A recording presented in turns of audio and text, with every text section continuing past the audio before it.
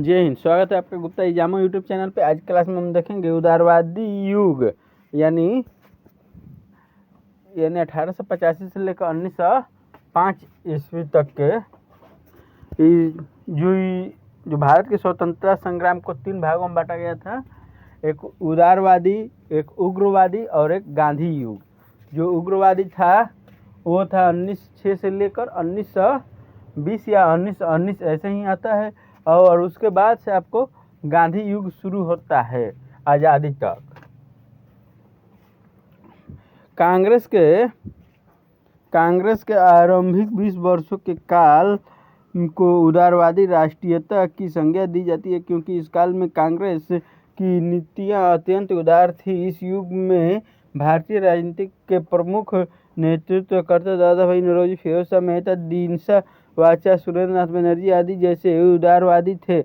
उदारवादियों की राजनीति में कुछ सुस्पष्ट चरण रहे हैं, जिसके अंतर्गत इनके आंदोलन के उद्देश्यों और नियमों में एकरूपता में पुट समाहित रहे हैं। ज्ञातव्य है कि ये ब्रिटिश शासन को विस्थापित करने की अपेक्षा इसमें सुधार लाने में विश्वास रखते थे।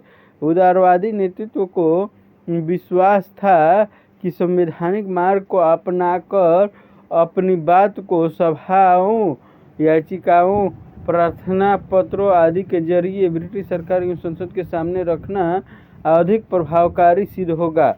उदारवादियों को यह विश्वास था कि पूर्ण राजनीतिक सैन्य आएगी और अंततोगत्वा भारत को अन्य उपनिवेशों की तरह स्व शासन का अधिकार मिलेगा। इसीलिए इन उदारवादियों की क्रमागत संवैधानिक सुधारों, प्रशासनिक सुधारों और राजनीतिक अधिकारों की मांग की उदारवादियों द्वारा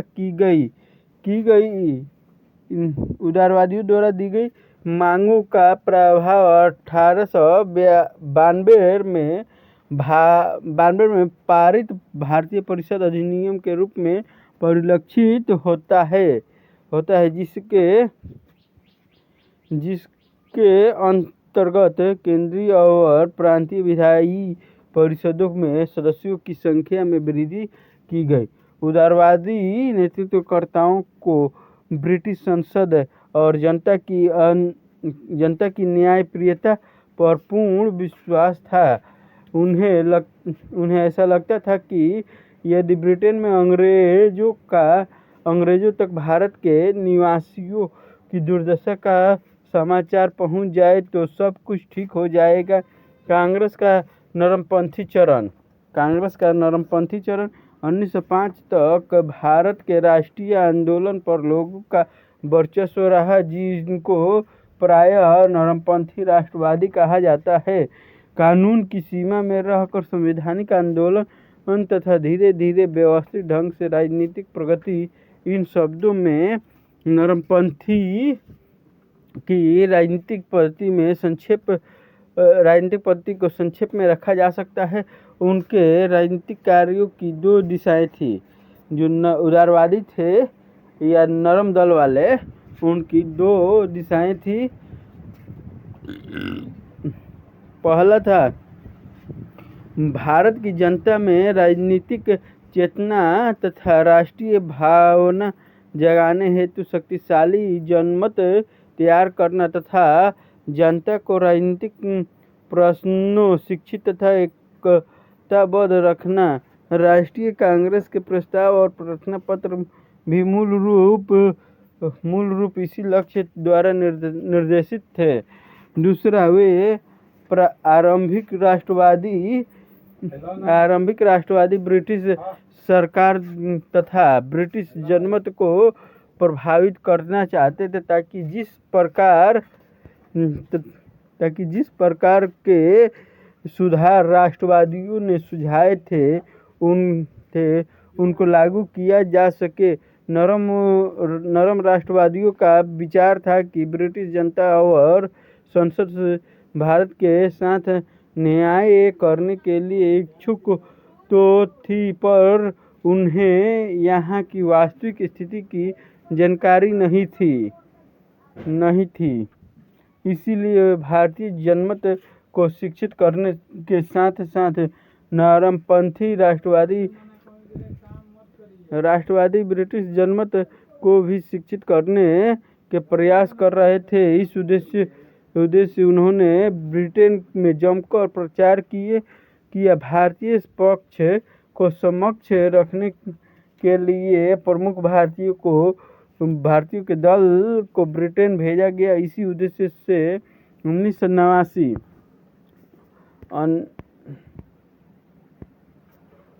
1989 में भारतीय राष्ट्रीय कांग्रेस की एक ब्रिटिश समिति बनाई गई। अपने प्रचार कार्य हेतु इस समिति ने इंडिया नामक पत्रिका का भी प्रकाशन किया।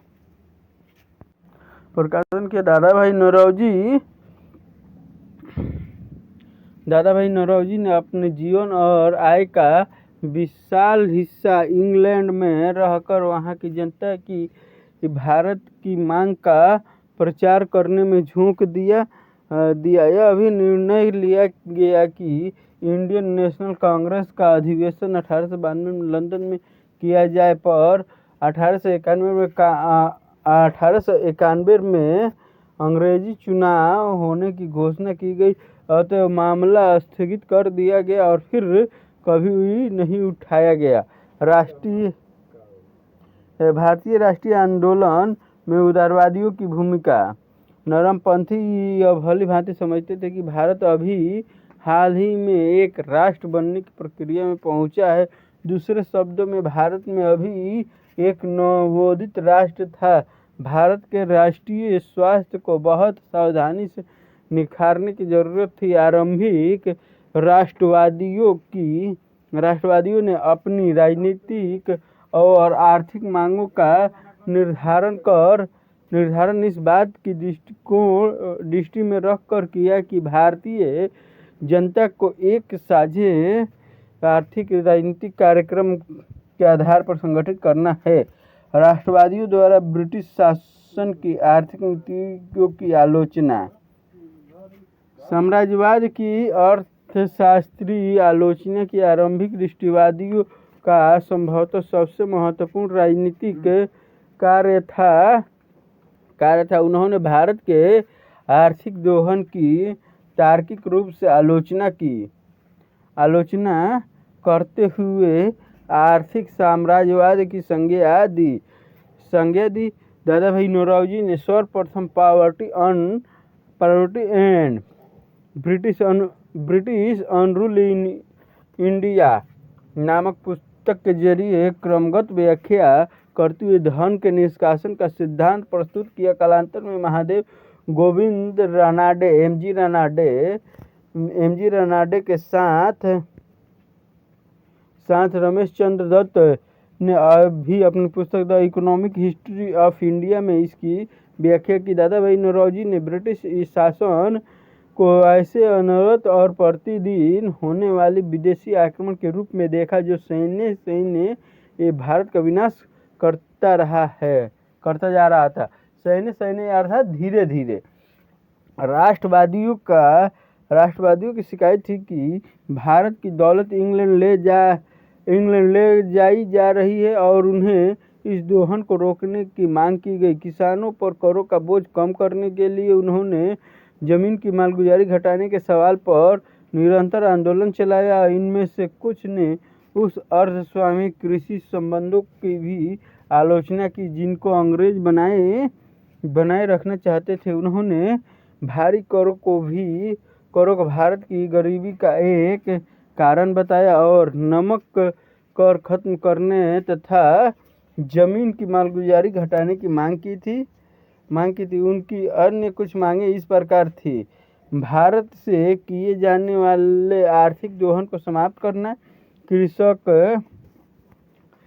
कृषकों पर कर के बोझ कम करने के लिए भू राजस्व में कमी करना, अत्यधिक सैन्य व्यय और भारतीय सेना द्वारा विदेशों में ब्रिटिश साम्राज्य के हितों की रक्षा के लिए जाने वाले अभियानों का भार भारतीय राजस्व पर भारित किए जाने का विरोध करना, रेल बगानों तथा उद्योगों में स्वहित के लिए किए जाने वाले विदेशी निवेश का विरोध करना।